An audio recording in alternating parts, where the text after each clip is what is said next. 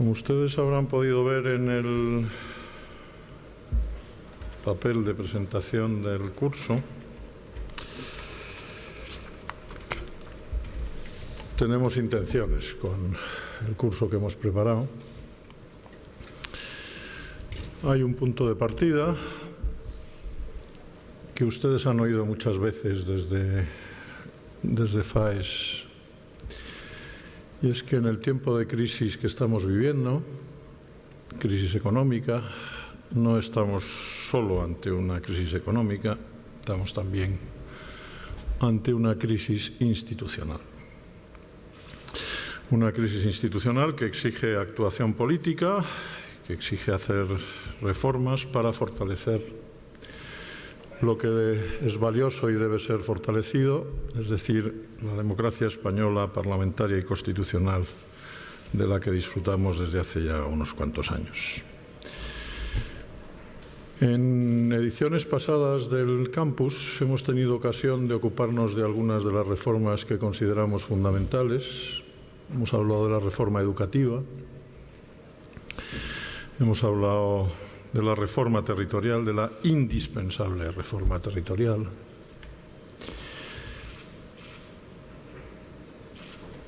En esta edición, como ustedes han visto, vamos a seguir hablando de algunas de las reformas que están en marcha, la reforma de la Administración o la reforma de la Justicia, pero del mismo modo en que algunas reformas están en marcha, pues otras están por venir, ¿no? Yo, en fin, los que me conocen en esta sala, que son muchos, saben que llevo mucho tiempo diciendo que es absolutamente imprescindible reformar el funcionamiento del Parlamento. Parlamento, elecciones, partidos, un ordenamiento cada vez más incomprensible, el activismo judicial que se está desarrollando en este país, todo eso merece una reflexión.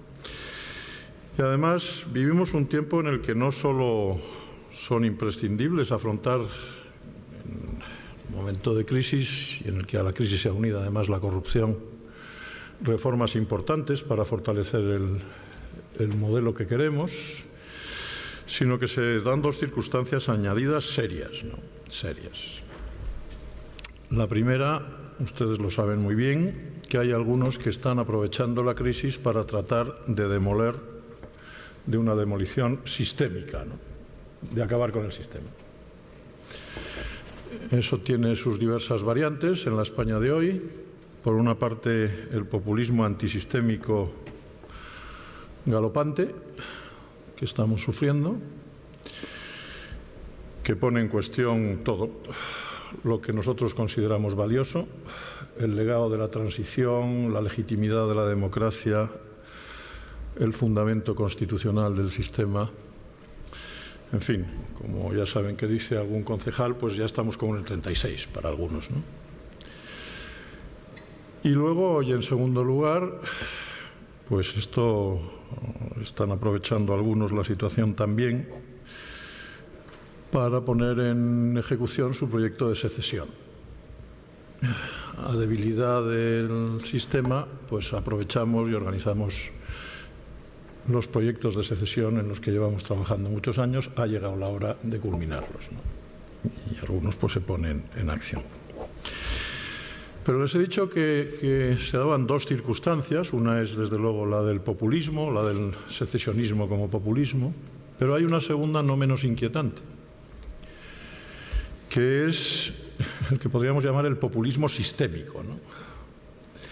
Es decir, ese populismo que aparentemente es bien intencionado, en favor del sistema, no para cargarse el sistema, que, bueno, pues al final lo que se traduce es en la necesidad de ir trazando una serie de eslóganes electorales que uno piensa que van a caer bien en el electorado, en la telegenia, y bueno, pues uno se dedica a lanzar una serie de propuestas con más o menos frivolidad, fórmulas mágicas que van a resolver todos los problemas en un clic, ¿no? Y bueno, pues en ese esquema de soluciones mágicas vale todo. Lo mismo da poner en un papel que hay que ir al federalismo simétrico que hay que ir al federalismo asimétrico. según la parte del territorio nacional, pues en Andalucía queremos federalismo simétrico y en Cataluña queremos federalismo asimétrico y además con derecho a decidir, ¿no? Y bueno, todo esto resulta profundamente contradictorio como acción política, como proyecto de país, ¿no? Porque, claro, cuando tú apareces con la bandera más grande que te puedes imaginar en una foto y al minuto siguiente estás votando el secesionismo en Valencia o estás votando el no sé qué en Zaragoza, pues las cosas tienen su paradoja, ¿no? Aquí, ¿cuál es la propuesta reformista de país que hay detrás de esto, ¿no? Y además, ustedes creo que son conscientes, para algunos de estos magos de la solución mágica de los problemas de país, hay una panacea que se ha instalado, que es reformemos la Constitución. La Constitución no es la solución, la Constitución es el problema. Dice, bueno, ¿y usted qué quiere reformar? Dice, bueno, no sé, ya veremos. Abrimos el proceso y dialogamos y hablamos y vamos reformando, ¿no? Bueno, pues de todo esto es de lo que les hemos planteado hablar estos días, hoy y mañana en este curso, de las reformas hechas, de poner en valor las reformas hechas, naturalmente, de las reformas por hacer, de las reformas que reclaman los tiempos, que no son pocas, y también vamos a hablar de las reformas a evitar, de las reformas que nacen de la demagogia, de evitar que nos podemicemos todos, que es uno de los grandes riesgos que hay en este momento, y por supuesto de las reformas que hay que combatir. Diré con toda claridad, llegar al estado de cosas que tiene la democracia española hoy y el Estado de Derecho hoy, con todas sus dificultades y con el punto de partida de que hay que hacer reformas por aquí y por allá, pero ha costado mucho en la historia de España como para que ahora seamos tan negligentes que el primero que pasa por allí sople la casita de paja y la casita de paja se caiga. No, pues no, la casita de paja no se puede caer y desde luego, entre otras cosas, para eso estamos los que estamos aquí, para evitar que eso pase. Y a partir de ahí, pues los que tienen que hablar son los extraordinarios ponentes que hemos reunido en esta hora para desarrollar el curso. Yo ya me voy a callar. Voy a callar, pero no sin dejar de decir que desde FAES, y a lo largo de las horas que vienen pues tendremos ocasión de ir desgranándolo, ustedes saben que insistimos en una serie de cosas, ¿no? Y yo quiero recordarlas hoy, muy, muy levemente. Insistimos en que hay que recuperar los valores que se están perdiendo y hacerlo con celeridad y con intensidad. Y además no voy a ser nada original. Estoy hablando de austeridad, estoy hablando de honestidad, no se roba. Estoy hablando de trabajar por el bien común, estoy hablando de pensar en el interés general, etcétera, etcétera. Y igual que digo que estamos hablando de un proyecto de valores para el país, pues digo, y estamos hablando de un proyecto de instituciones para el país. Por eso la primera conferencia que le hemos pedido a Manuel Pizarro que nos dé es cómo trabajamos para fortalecer las instituciones en un tiempo en el que algunos lo que quieren es derribar la democracia, derribando las instituciones. Y vamos a insistir en los principios que constituyen el fundamento de la democracia. Entre ellos, podría citar muchos, la democracia representativa, el valor, el elogio de la democracia representativa y el principio de legalidad. Y malo es que cuando algún representante público toma posesión, lo primero que se le ocurra cuando le ponen un micrófono delante es decir que a partir de ahora lo primero que va a hacer es no aplicar las leyes que considera que no le parecen bien. Bueno, pues en la medida en que eso está pasando, nosotros vamos a trabajar para que no pase, ¿no? Para que la ley, el control del poder, la limitación del poder sean el fundamento de la convivencia, porque entre otras cosas, sin ley no hay democracia. Insisto, de todo esto vamos a hablar. Ustedes han visto el programa, vamos a ir combinando las reformas hechas con las reformas por hacer, con las reformas que no queremos y con la denuncia de lo que algunos, bajo capa de imagen de reformar, lo que quieren es romper, ¿no? Y que nosotros no queremos que se rompa. Y como les decía, para empezar de la mejor manera imaginable, pues le hemos pedido a Manuel Pizarro que se ocupe de la primera de las conferencias. Como le va a presentar Eugenio Nassarre, yo no voy a decir nada más que una cosa, que es que le agradezco en el alma que haya hecho el esfuerzo de estar con nosotros esta mañana a las 10. No se prodiga, lo cual nos honra muy especialmente a esta fundación.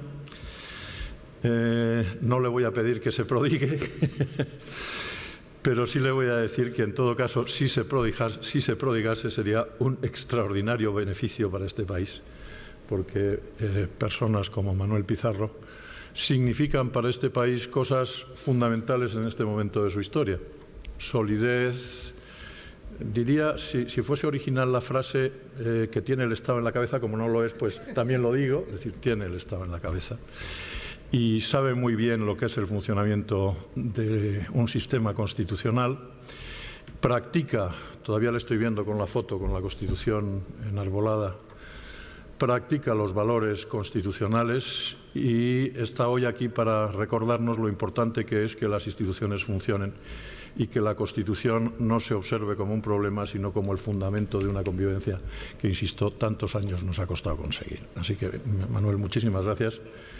Y tiene la palabra Eugenio Nassarre para presentar al orador. Pues buenos días, presidente y queridos amigos.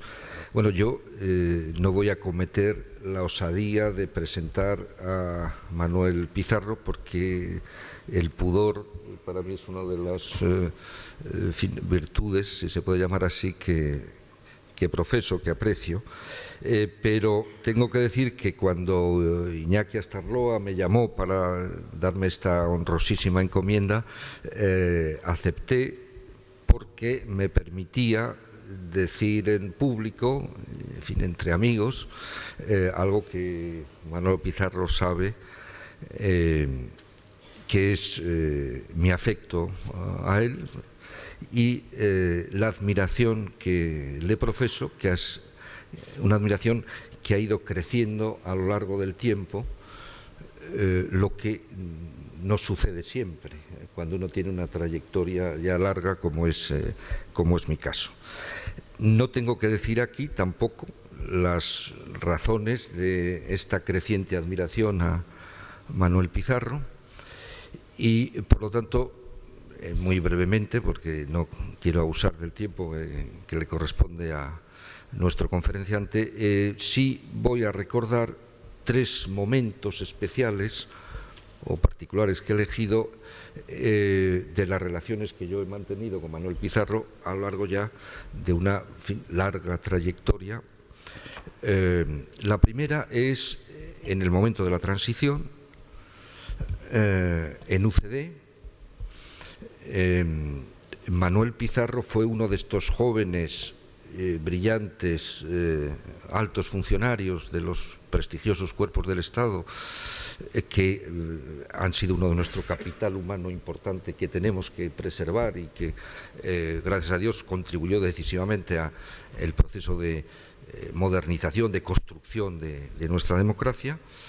Manuel Pizarro se incorporó, entonces era un jovenzano, no llegaba a los 30 años, y, en fin, ya abogado del Estado, y desempeñó un puesto que yo, en fin, me parece que también hay que destacar, que son relevantes. Fue secretario general técnico del Ministerio de Administración Territorial, se llamaba algo así. Rafael Arias Salgado era el ministro.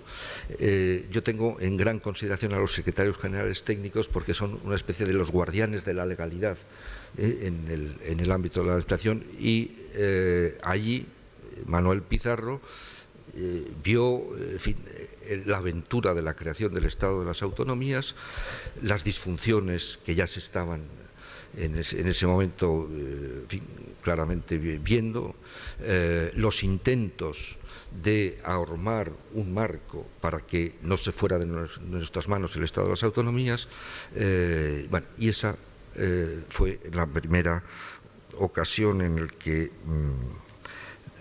conocí a Manuel Pizarro.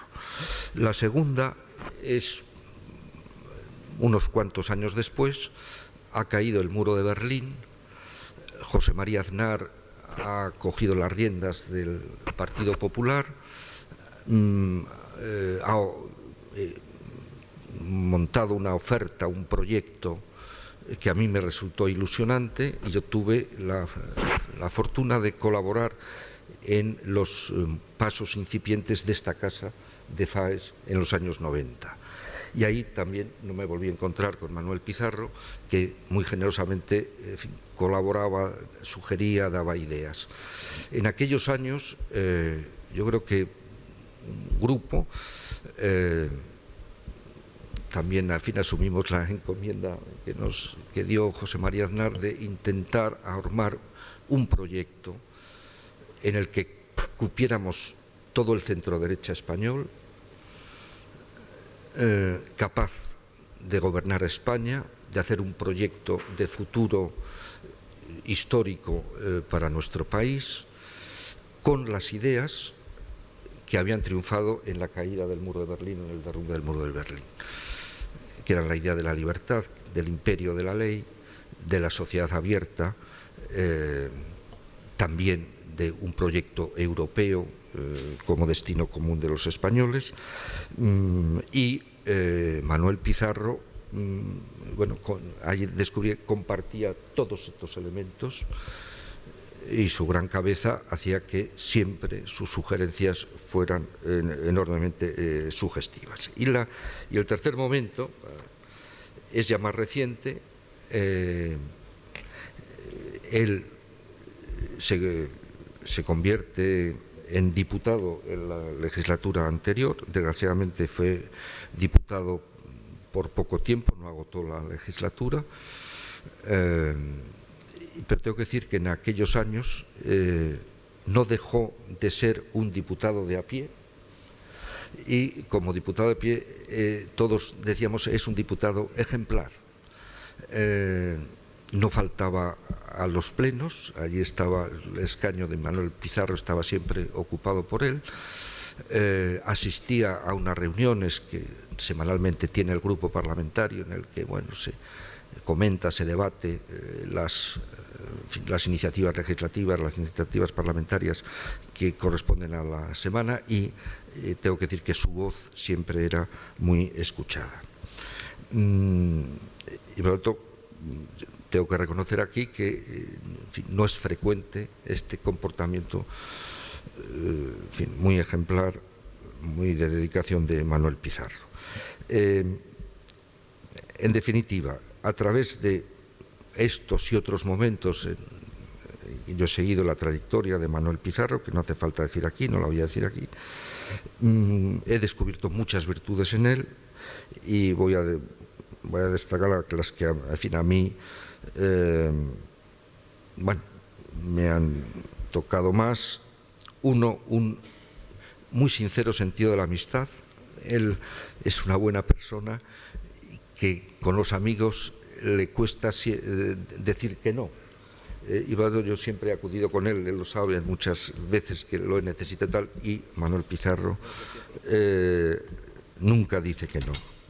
En segundo, el sentido de la lealtad al proyecto. Es el hombre cree en la palabra dada, cree en el sentido, por eso es un gran justo, cree en el profundo sentido del derecho, de que los compromisos hay que cumplirlos, las reglas, con un sentido de la justicia. Eso es lealtad. Y el patriotismo, un patriotismo que hace que toda su actividad, tanto pública como más en la esfera de la privada, siempre ha tenido presente lo que llamamos el bien común de España, España como realidad histórica, como proyecto, como marco de nuestra convivencia en el que nos realizamos. Eso es el patriotismo.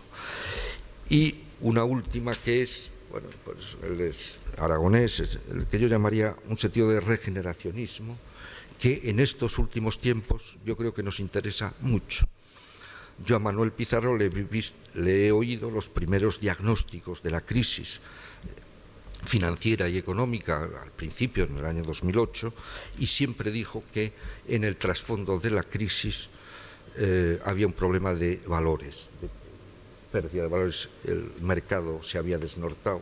Lo ha contado magníficamente Manuel Pizarro. Las sociedades, en la sociedad española, en fin, tuvo también un alejamiento de valores que son fundamentales, y en ese diagnóstico una respuesta permanente de Manuel Pizarro es una concepción clásica del derecho. El derecho, que no son meras reglas formales, sino es reglas e instituciones, todas presididas por una idea de la justicia, que es el fundamento de la concepción del derecho. Y también ha visto que en estos momentos se han producido vicios, desviaciones que padecemos en estos momentos en la sociedad española, y que yo creo que es una de las tareas fundamentales si somos fieles al proyecto histórico, que yo lo remonto al principio de los años 90, con el que el Partido Popular se convirtió en el gran proyecto nacional. Bueno, pues de todo esto yo creo que es lo que va a hablar Manuel Pizarro. Yo sé que va a decir, en fin, cosas importantes, pertinentes, que nos vienen bien, y que yo creo que es una de las tareas que ahora, en fin, constituyen el compromiso, uno de los compromisos fundamentales de los que en estos momentos estamos en política, en el marco de los principios que hemos asumido y que son la razón de ser de nuestro compromiso político. Pues buenos días a todos, querido presidente. En fin, gracias por acompañarme siempre, o por acompañarte siempre, desde hace 30 años que nos conocemos. Gracias por estar ahí. Gracias por tu ejemplo. No voy a hablar de ejemplaridad, pero eres un hombre ejemplar, presidente. Y cuando, en fin, el liderazgo es ejemplaridad. El líder es el que en inglés tú le dices el que va adelante, el que, en fin, el que da la cara, pero el que señala el camino. Y los que tenemos, pues, la suerte de conocerte, tratarte, seguirte como, en fin, como parte de tu equipo, pues es un orgullo estar contigo, es un orgullo que estés aquí, cosa que te agradezco siempre. No que estés aquí, sino tu presencia constante siempre, en fin, en mucho tiempo que nos conocemos. Muchas gracias. Por lo demás, estoy en casa y estoy entre amigos. Primero el presidente, FAES es mi casa, lo ha dicho Eugenio. El presidente Aznar nos encomendó a unas pocas personas en el año 92 que diseñáramos las ideas necesarias para hacer política, porque la política sin ideas es otra cosa, es un oficio o es cualquier otra cosa, pero no es política. El cuidado de la polis requiere saber qué se entiende por la polis, qué cuestiones hay que resolver, cuál es el diálogo que se tiene con la sociedad y con qué ideas y con qué armas se tienen que hacer. Y por tanto, pues eso es lo que ha hecho esta casa desde su fundación. Esta casa es la conciencia crítica del centro derecha español, y sin replantear, sin repensar dónde estamos, cómo van cambiando las circunstancias o qué es lo que queremos hacer, pues no se hace nada. Dice el clásico que no hay viento favorable para el que no sabe dónde va, y en esta casa se tiene que tener muy claro dónde se quiere ir para poder llegar. Agradezco a Iñaki Estarloa su amistad. Hemos sido compañeros de banco allí en el y eso une mucho. Y me gusta estar aquí con él y me gusta venir aquí de su mano, y te agradezco la generosidad de siempre, Iñaki. Esta casa contigo aquí pues me da mucha tranquilidad en todo lo que es cuestión institucional. Has estado y dominas las cuestiones constitucionales y organizativas y jurídicas, y que en momentos donde se tambalea todo, y ahora lo voy a contar, que haya personas con la solidez que tú tienes y con la honradez intelectual y personal que tienes, pues da mucha tranquilidad que en esta casa estés y que nos guíes a todos. En cuanto a Eugenio, pues somos también muy viejos amigos, Nos hemos visto en muchas más cosas, nos hemos visto en Cristianos y Vida Pública, hemos compartido amigos, en fin, la vida te lleva cada vez más con amigos de amigos, las afinidades selectivas, y te agradezco la presentación, agradezco a Iñaki que ha dicho que me presentes tú, y nos seguiremos viendo por los siglos de los siglos. En cuanto a los demás, gracias por estar y gracias por pensar que lo que podemos decir es interesante, ¿no? Voy a hablar de instituciones y no quiero perder mucho tiempo, me voy a meter de lleno en lo que quiero que sea, pues el hilo argumental, ¿no?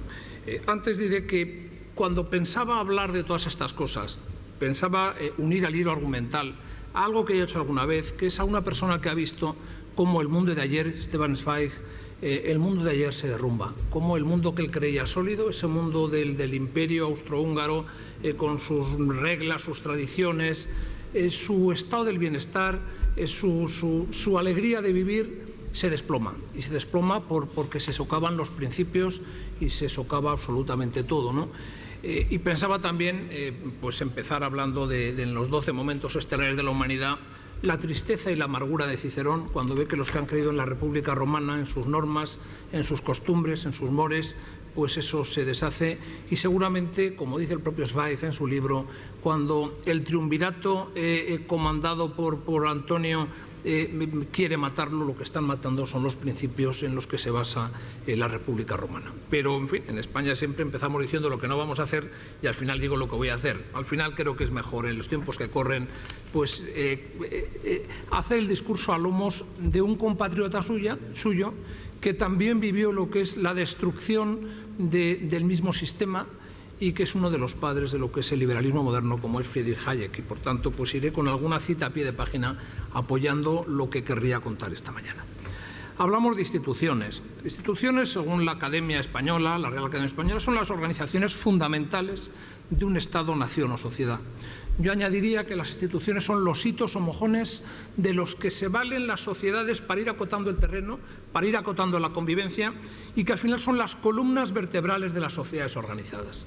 Sin las instituciones, no solamente instituciones jurídicas, son instituciones económicas, y es en términos de lo que Víctor Pérez Díaz exponía en un trabajo que me tocó presentar curiosamente sobre su sociedad civil que hicimos aquí en FAES, lo que es los ámbitos de convivencia. Si buceáramos pues en la sociedad abierta y sus enemigos, en Popper nos encontraríamos lo mismo. Al final, las señas de identidad de esas columnas vertebrales de la sociedad abierta son un Estado de Derecho, al que me referiré, una economía de mercado, a la que también me referiré, y haré pues una pequeña referencia final a un tejido asociativo plural que es justo el que trata nuestro amigo Víctor Pérez Díaz en ese magistral libro que se hizo en esta casa, hablando cuáles son, en fin, los últimos elementos de lo que son las sociedades civiles. Pero me centraré sobre todo en el Estado de Derecho y en economía de mercado, que al final lo uno va con lo otro. Estado de Derecho, imperio de la ley, lo ha dicho Iñaki Astarloa, de esto sabe muchísimo más que yo. Sin Estado de Derecho no hay democracia, sin Estado de Derecho no hay instituciones, porque todo en el Estado de Derecho está sometido al mismo, y porque una sociedad desarrollada, una sociedad abierta, es el imperio de la ley quien rige la vida de las instituciones, de las personas y absolutamente, sobre todo, como veremos, del mercado. Ya en Castilla se decía antes leyes que reyes. Hay un aforismo que a mí me ha gustado siempre desde que lo estudié, en fin, en la Facultad de Derecho: sufrirás la ley como la hiciste. El monarca puede dictar las resoluciones que crea, el poderoso puede regular como quiera la sociedad, pero sufrirás la ley como la hiciste. Estás obligado a respetar mientras no cambies la ley que has hecho. Y algo muy querido para nosotros los aragoneses, que era el juramento de los reyes de Sobrarbe, donde se le decían los nobles que elegían o que acataban al príncipe: que cada uno de nosotros somos tanto, valemos tanto como vos, y todos juntos más que vos, os juramos acatamiento si acatáis los fueros, y si no, no. Eso es lo que decían, es decir, que era una monarquía sometida al imperio de la ley. Del sistema aragonés se hace con nada menos que los redactores de la Constitución americana, en cuanto que son poderes, en todo caso, sometido a la norma.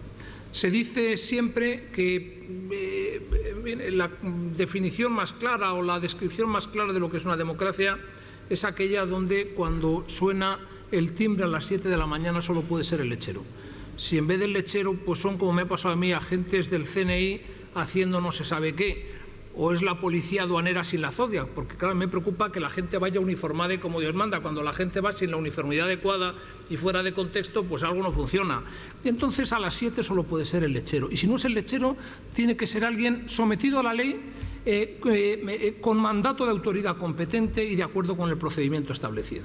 Si no es así, algo no funciona, Decían, y me permito, pues era un chiste que corría en la vieja Unión Soviética, que decía que en fin, lo mejor o el mejor momento del día, la mayor satisfacción de alguien es cuando sonaba el timbre a las 4 de la mañana y aparecían pues la policía política, preguntaban por Iván Ivanovich, y en fin, el que estaba allí en un apartamento, por decirlo de alguna forma, de 20 metros, con los hijos, con la suegra, con su mujer, muertos de frío, ese momento estelar maravilloso, es cuando decía, no es aquí, es en la puerta de al lado.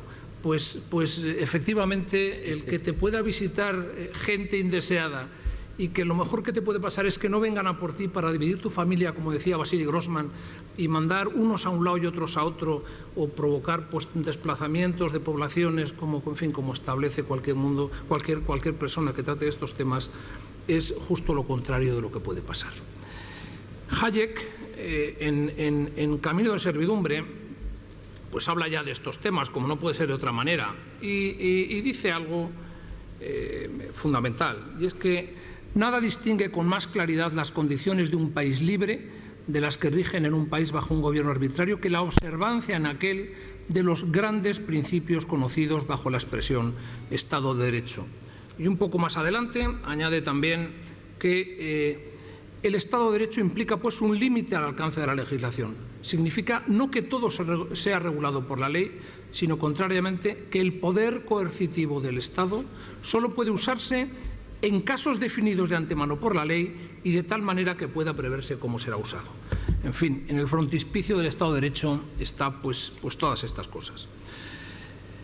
Y hay que saber algo que es importante, a lo que me he referido hace un minuto, que los países retroceden, que las situaciones que parecen sólidas se conviertan en líquidas o en gaseosas y desaparecen en los países, que, como decía Stefan Zweig, en este caso en El Mundo de ayer, y tan solo unas décadas más tarde, cito textualmente, cuando las paredes y el techo se desplomaron, reconocimos que los fundamentos habían quedado socavados ya hacía tiempo y que con el nuevo siglo simultáneamente había empezado en Europa el ocaso de la libertad individual. Se habían socavado en los cimientos, y los cimientos no son otros que las instituciones en una sociedad democrática.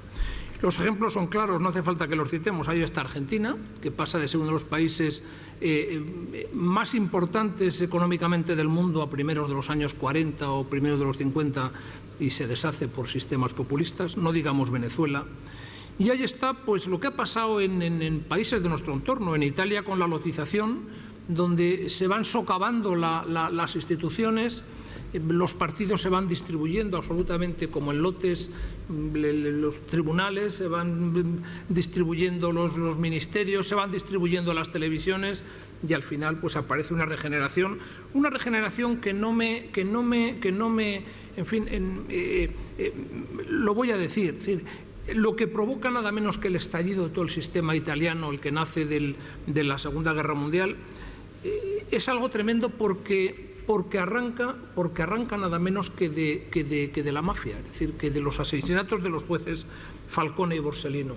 Falcone y Borsellino los matan. Hoy parece además que parte de los inspiradores no era tanto ni siquiera la mafia que combatían, sino los acuerdos que estaban llegando nada menos que con el Estado de Derecho. Y cuando el Estado empieza a negociar con delincuentes y busca la impunidad de los delincuentes, se deslegitima completamente. Y cuando los jueces ven que Borsellino y Falcone son asesinados porque no toleraban ninguna cesión del Estado de Derecho respecto a la mafia, los asesinan por eso. Y los jueces de Milán lo que dicen es: no puede ser que aquí sean los jueces que luchan contra la delincuencia los que mueran y no los poderosos que a veces la encubren. Y por tanto se abre el proceso manos limpias, que es lo que se lleva por delante todo aquel sistema que estaba absolutamente por dentro, socavado por dentro, porque las columnas de la convivencia de las instituciones estaban socavadas completamente por la corrupción.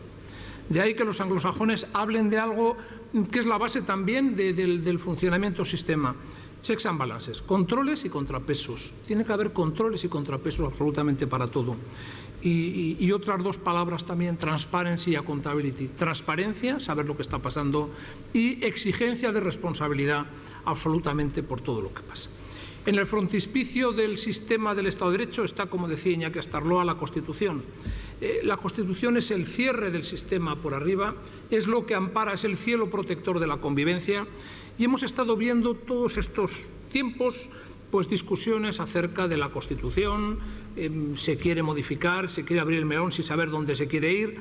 Yo retomo simplemente la idea de uno de los senadores constitucionales, en este caso Lorenzo Martín Retortillo, Lorenzo es miembro de la Academia de Jurisprudencia y Legislación, es aragonés como yo.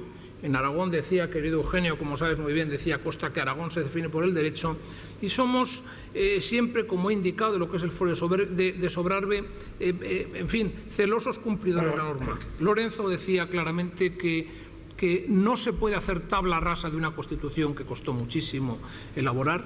La Constitución, se ha dicho alguna vez, que estaba hecha para que los que estaban dentro pues se metieran en el sistema y los que estaban dentro no quedaran excluidos. Fue un acto de reconciliación, fue un acto de acuerdo, fue una transacción donde todo el mundo cedió algo para que pudiéramos convivir juntos, y cuando esa piedra angular de la convivencia se toca, hay que saber para qué se toca, por qué se toca y qué se quiere coincidir. Poner un país patas arriba sin saber lo que se puede hacer, desde luego sería añadir la incertidumbre a la vida ordinaria y sería añadir un elemento de poner en cuestión una de las piezas esenciales de lo que es la convivencia en España. Y de la Constitución abajo, pues sí que me gustaría hacer un pequeño paseo por las instituciones quizá más importantes de España. A la cabeza, sin lugar a dudas, la corona. De la corona me limitaré a leer, y creo que en fin, podemos todos estar de acuerdo, yo por lo menos, con lo que Felipe VI en su coronación decía respecto a la corona, y decía, cito textualmente: las exigencias de la corona no se agotan en el cumplimiento de sus funciones constitucionales. He sido consciente, dice nuestro rey, desde siempre, de que la monarquía parlamentaria debe estar abierta y comprometida con la sociedad a la que sirve, ha de ser una fiel y leal intérprete de las aspiraciones y esperanzas de los ciudadanos y debe compartir y sentir como propios sus éxitos y fracasos. Sigo.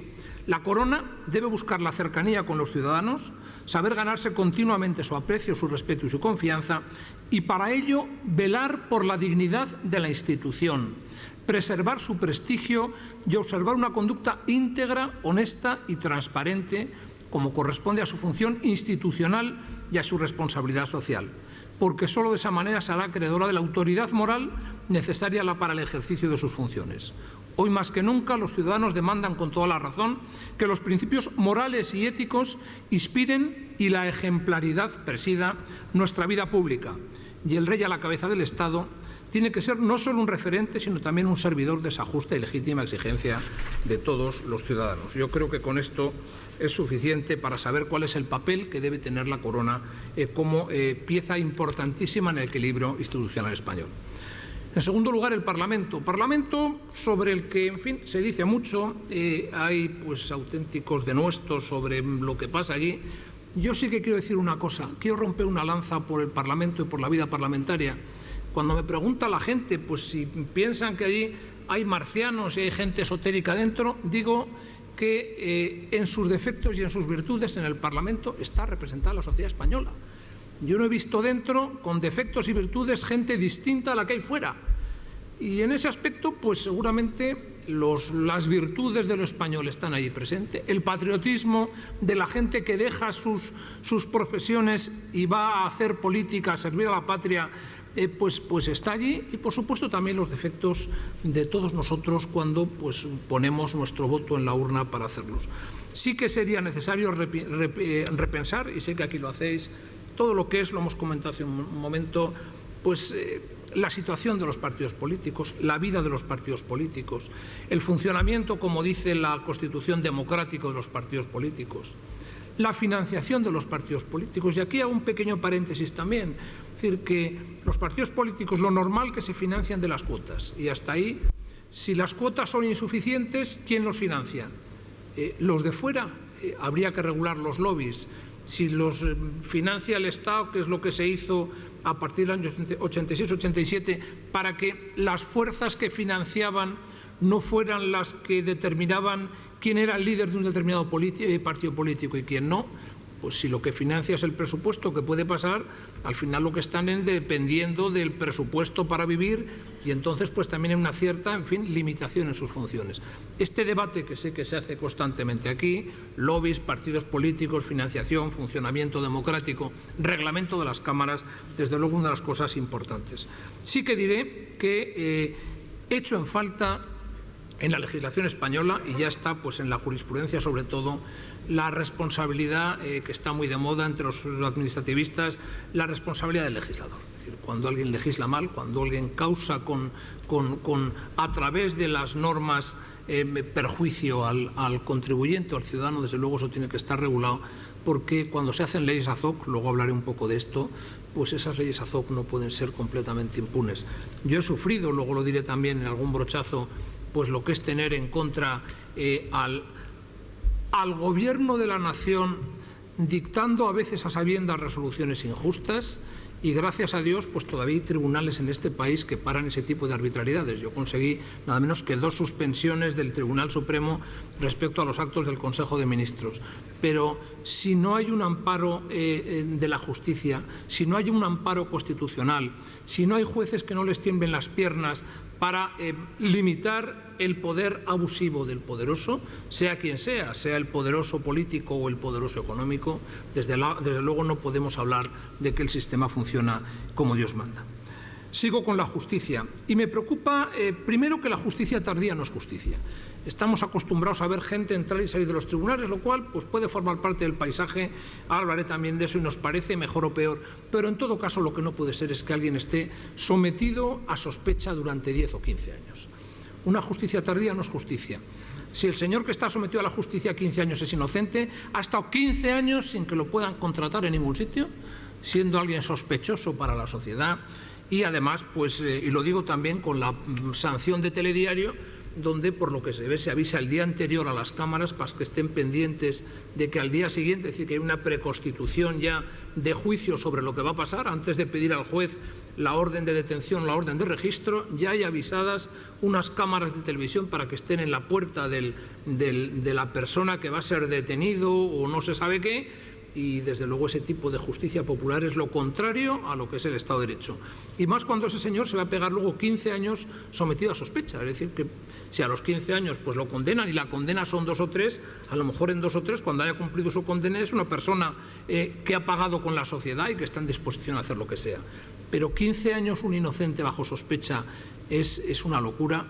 Y 15 años alguien que le van a poner una sanción de menos de 15 años de inhabilitación social o de inhabilitación económica o de pena de prisión, es también algo que no se puede tolerar en una sociedad civilizada. La justicia, y lo decía Eugenio Nassarre, es lo que debe impregnar todo el funcionamiento de las instituciones. La justicia viene de jus, de dar a cada uno lo suyo. Cuando en una sociedad civilizada, en el sentido de cives, de ciudadano, no hay justicia, las cosas no funcionan de ninguna manera. Y siempre me ha impresionado el símbolo de la justicia. La justicia viene simbolizada por una mujer con una vestidura blanca completamente, porque si la justicia no es ejemplar consigo mismo, si hay impunidad para la propia justicia porque es impune el cometer desafueros a través de la propia justicia, eso no funciona. Tiene los ojos vendados porque si está mirando a quién hace justicia y a quién no, eso ya no es justicia, es ajuste de cuentas, es venganza, es utilización de la justicia para fines que no son los adecuados y no puede funcionar.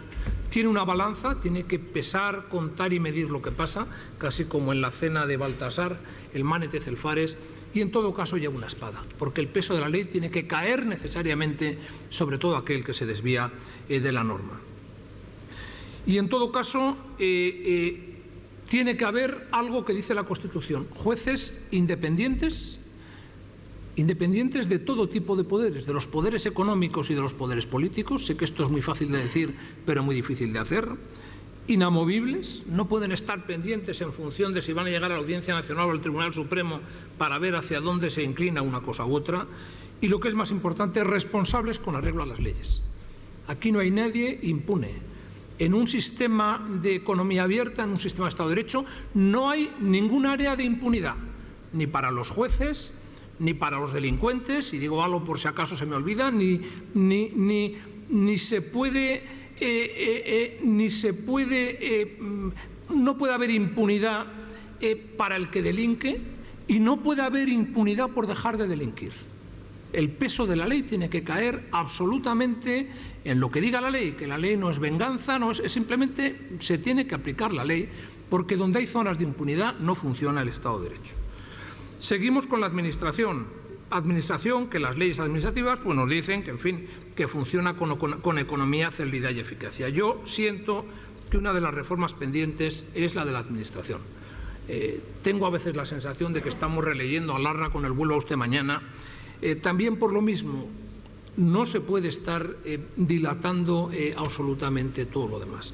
Y ahí, pues también, en fin, traigo, no cito las 80.000 citas que tendría de todos los clásicos de las economías abiertas y de todo lo demás. Hay dos clases de personas o de organizaciones o de filosofías.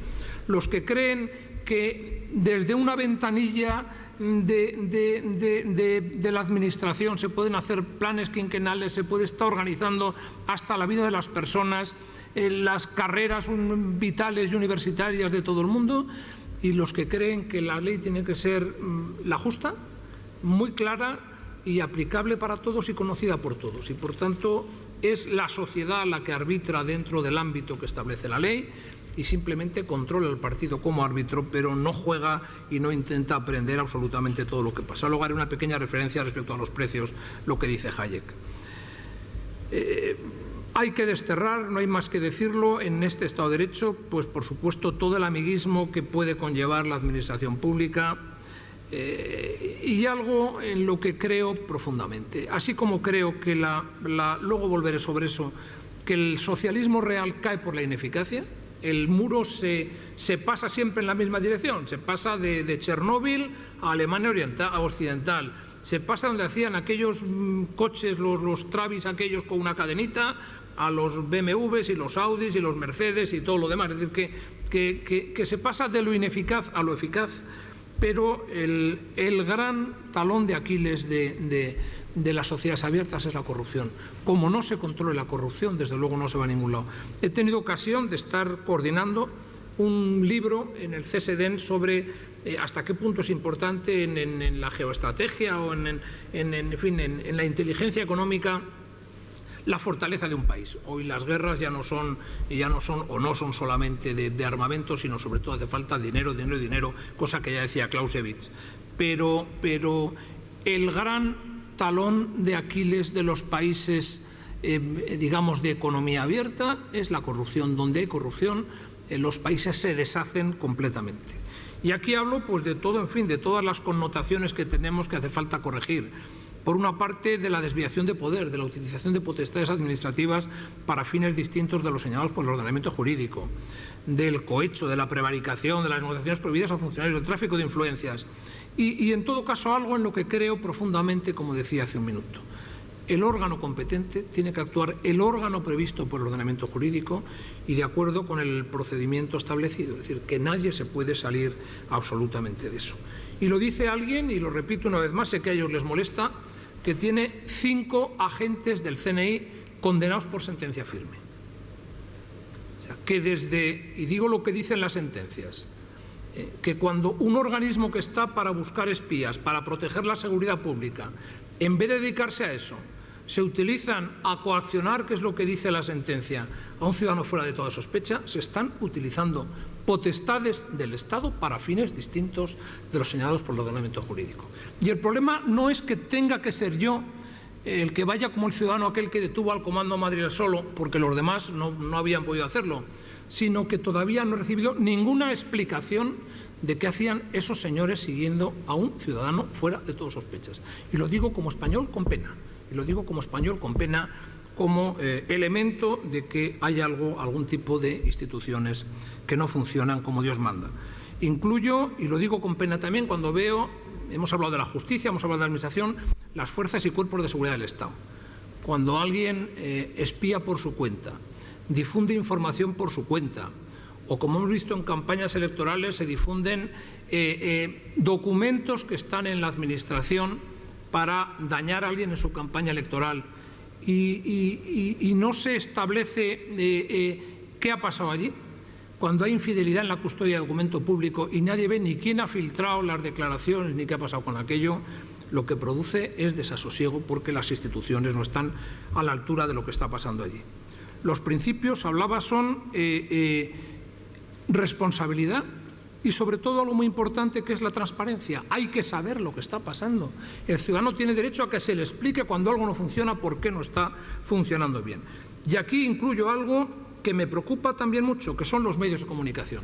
Decía Jefferson que una sociedad puede vivir sin partidos políticos, pero no sin una prensa libre, porque la prensa es el espejo donde se tiene que mirar absolutamente todo. Sin una prensa que no dependa o de prestamistas o de anunciantes o de poderosos, no puede funcionar un país. Y el ejemplo lo tenemos pues en el Lazarillo de Tormes, en los clásicos nuestros. Si no sabemos que alguien come de 2 en 2 sin protestar, alguien estará comiendo de 3 en 3 sin que nadie lo sepa. Y por tanto queremos saber cómo come cada uno para saber si alguien está sobrepasando el límite de lo que sea o está robándole las uvas al ciego, que es lo que pasaba en el viejo libro de picaresca española. Y después de hablar de instituciones políticas, pues sí que querría hablar de instituciones económicas. También a trazo grueso, pues decir que hay 4 principios, a mi modesto entender, que son los que determinan cómo nos estamos moviendo en un mundo globalizado. El primero, globalización. Nada de lo que pasa en el fin del mundo nos es ajeno. Lo estamos viendo hoy con Grecia, pero lo podemos ver cada vez que suben o bajan los tipos de interés de la Reserva Federal y, por tanto, hay una interacción absolutamente de lo que pasa. La segunda idea es de la titulización o securitización en términos anglosajones. Es decir, a través de la teoría del título-valor, los valores incorporan, y voy muy rápido, bienes, en el caso de la letra de cambio, pues derechos de crédito, pero hoy día una acción, cada vez que compramos o vendemos una acción, estamos comprando o vendiendo una parte alícuota de los inmuebles de una empresa, de las clientelas de esa empresa, de la cuenta de resultados de esa empresa, absolutamente de todo.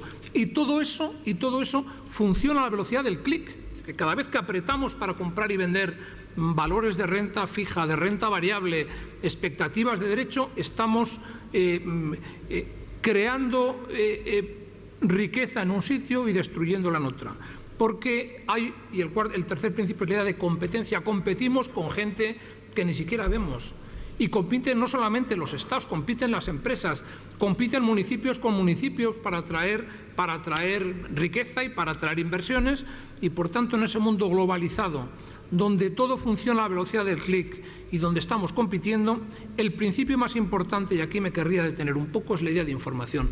Lo que se compra y se vende, con lo que se trafica de verdad en el mundo, y más hoy en la sociedad de la información, que es la sociedad del conocimiento, de la inteligencia aplicada a la información, es la propia información.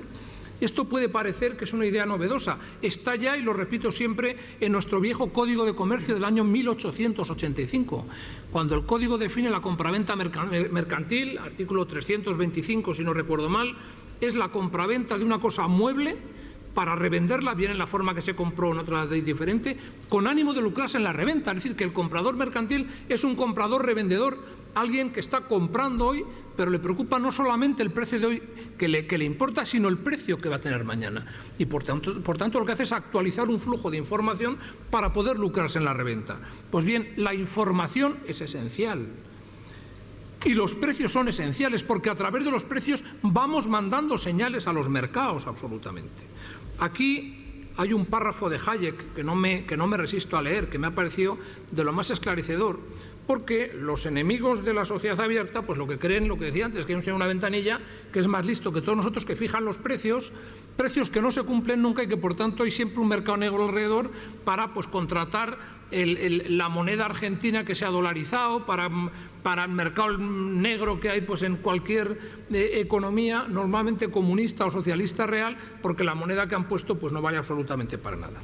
Dice Hayek, hablando del sistema de precios, que como la descentralización se ha hecho necesaria porque nadie puede contrapesar conscientemente todas las consideraciones que entran en las decisiones de tantos individuos, la coordinación no puede evidentemente efectuarse a través de una intervención explícita, digo yo, por un funcionario, por varios funcionarios, sino tan solo con medidas que procuren a cada agente la información necesaria para que pueda ajustar con eficacia sus decisiones a las de los demás. Y como jamás pueden conocerse plenamente todos los detalles de los cambios que afectan de modo constante a las condiciones de la demanda y la oferta de las diferentes mercancías, ni hay centro alguno que pueda recogerlos y difundirlos con rapidez bastante, lo que se precisa es algún instrumento registrador que automáticamente recoja todos los efectos relevantes de las acciones individuales y cuyas indicaciones le sean la resultante de todas estas decisiones. Esto es precisamente lo que el sistema de precios realiza en el régimen de competencia y lo que ningún sistema puede ni siquiera como promesa realizar. Es decir, que al final los sistemas, los mercados son mercados que difunden información, que proclaman hasta los últimos confines todos los datos que se tienen, y son los actores del mercado, son los ciudadanos los que tienen que tomar sus decisiones. Por tanto, es contrario a todo lo que supone las prácticas del mercado, el oligopolio, por supuesto los monopolios, la utilización indebida de información privilegiada, porque el que está lucrándose de una información privilegiada que no saben los demás en un mercado, no solamente es que se apropie de un lucro que tenía que ser de los demás, es que está impidiendo que la información fluya al mercado, que el precio se fije adecuadamente y el mercado se vuelve absolutamente loco. Y habla Hayek de algo que me ha impresionado, porque cuando vas a sistemas donde se está limitando los oferentes de bienes como son pues, las grandes empresas y se está estrechando el mercado, dice algo que me impresiona por cuando lo dice, año 40 y tantos, es decir, cuando todavía no están los modernos problemas que hoy tenemos, ¿no? Dice, su responsabilidad no se reduce por el hecho de no ser su objetivo un sistema totalitario, sino más bien una especie de sociedad.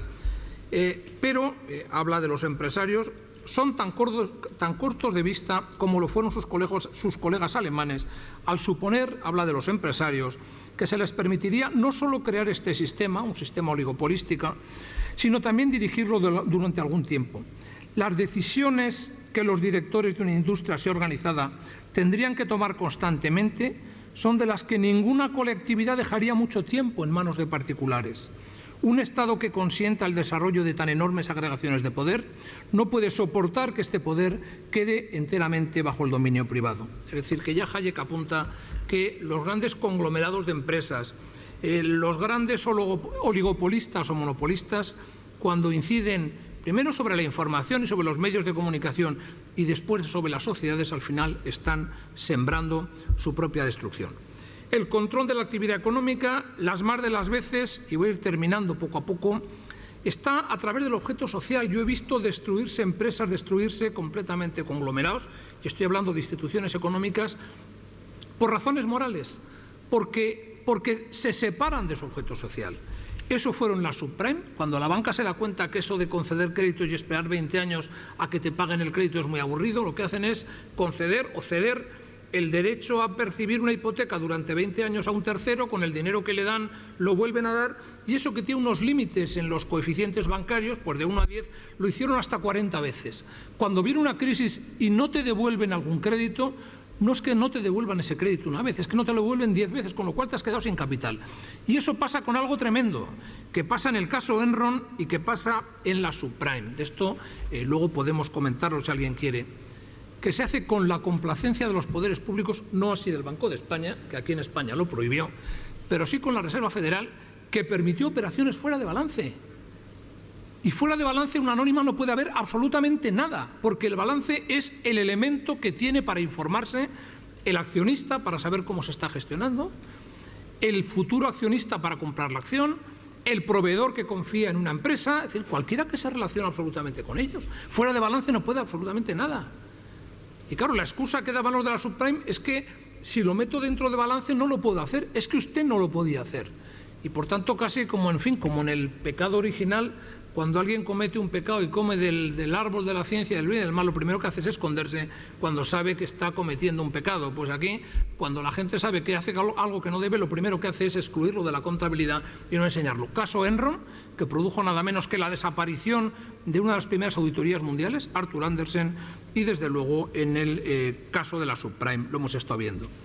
Hay algo también que quiero decir. Decía Marañón que la definición de lo liberal son dos cosas: la tolerancia respecto a hacia los que no piensan como uno mismo, que no es la abdicación de principios, no es el relativismo moral, sino la tolerancia respecto al ajeno, y que el fin no justifica los medios. Y digo esto porque estuvo muy en boga, y yo hablé mucho en contra de eso, la idea de que en las empresas lo más importante de un gestor es la creación de valor, que significa siempre que el fin justifica los medios. Quiere usted valor para el accionista y hágalo como sea.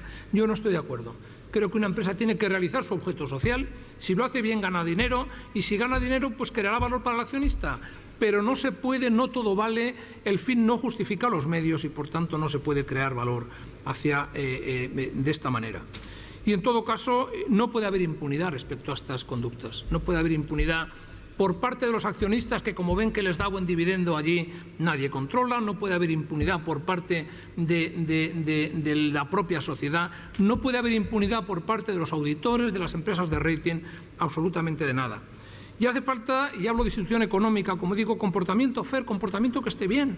Es decir, no se puede estar diciendo que es una empresa completamente limpia y luego ir haciendo OPAs hostiles con apoyo del gobierno. ¿En qué quedamos? Usted o opera bien en lo que hace o no opera bien, pero no, esta esquizofrenia no acaba bien. Hay un tema también y que se está debatiendo, pero que no se ha sacado las conclusiones adecuadas después de la crisis, algo de la crisis financiera en Estados Unidos, que es toda la cuestión del gobierno corporativo. El gobierno corporativo hay que ponerlo encima del objeto social de la compañía. Yo me acuerdo que una Junta General de Endesa, alguien levantó la mano y me dijo: señor Pizarro, yo en fin veo que esto lo lleva bien. Habíamos multiplicado ya por 3 el valor de la compañía y vamos a multiplicarlo por 5.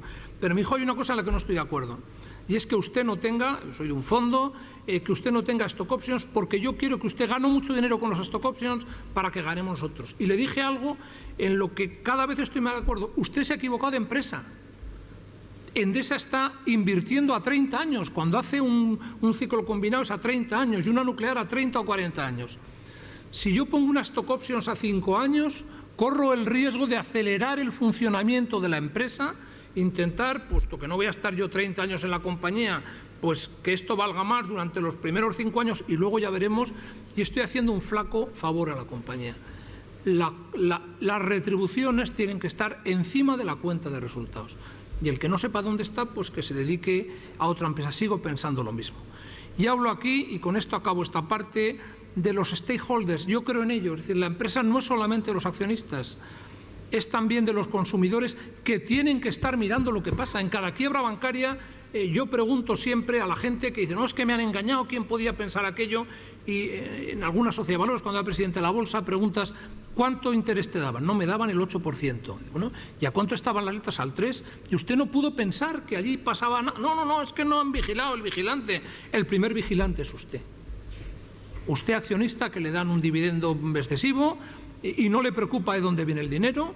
O usted, consumidor, que no sabe qué productos está haciendo, o usted, proveedor, que a veces está pagando para que le compren sus productos, y también los territorios donde están. Las empresas de rating, los editores, los auditores tienen que funcionar como Dios manda. Y esta parte la acabo con algo que me preocupa mucho y ya voy acabando esta ponencia. Habla Hayek al final de las virtudes que el pueblo británico poseía en grado superior a casi todos los demás pueblos, como el suizo y el holandés. Fueron, y leo textualmente: independencia y confianza en sí mismo, iniciativa individual y responsabilidad local, eficaz predilección por la actividad voluntaria, consideración hacia el prójimo y tolerancia para lo diferente y lo extraño, respeto de la costumbre y la tradición, y un sano recelo del poder y de la autoridad. Y acabo ya. Creo, con todo lo que estoy diciendo, que la sociedad civil vigilante, la sociedad abierta, es fundamental en todo esto. Cito pues el libro de Víctor Pérez Díaz, que reconozco a todos, publicado en Gota a Gota por FAES, que es de lectura obligatoria. Hablaría, como decía al principio, querido presidente, de ejemplaridad en la vida pública y de vidas ejemplares, que sé que lo estamos haciendo en FAES, un catálogo de vidas ejemplares a cuya cabeza está nuestro presidente. Y acabo con una frase que siempre me ha gustado del Fernando el Católico de Gracián, tenía que acabar con Gracián, querido Eugenio, donde decía que los ricos hombres de Aragón eran el espejo donde se miraba su rey. Yo creo que la sociedad abierta, la sociedad civil, tiene que ser el espejo donde se miren los que ejercen el poder, pero los poderosos, los que ejercitan algún tipo de poder, sea político o económico, tienen que ser también espejos donde se pueda mirar cualquiera de los ciudadanos de un país. Muchas gracias.